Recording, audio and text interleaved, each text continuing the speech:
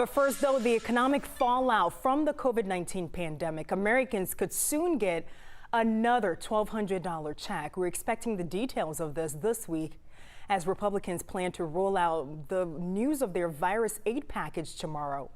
Shanu Hurd breaks down what you need to know about this potential stimulus money.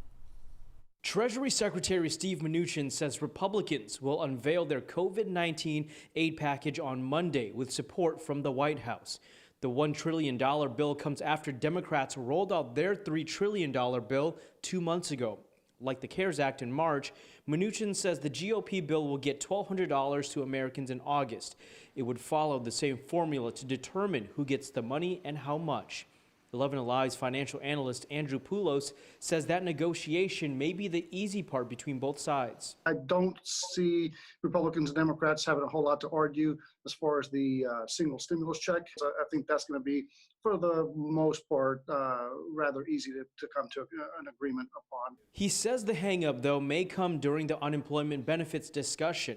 Senate Republicans want to cut back the $600 weekly benefit for out-of-work Americans back to $200 a week, while the White House wants $100 a week. Mnuchin called the $600 a week ridiculous, saying it disincentivizes the unemployed from seeking work. The Dems want to extend the current benefit until January.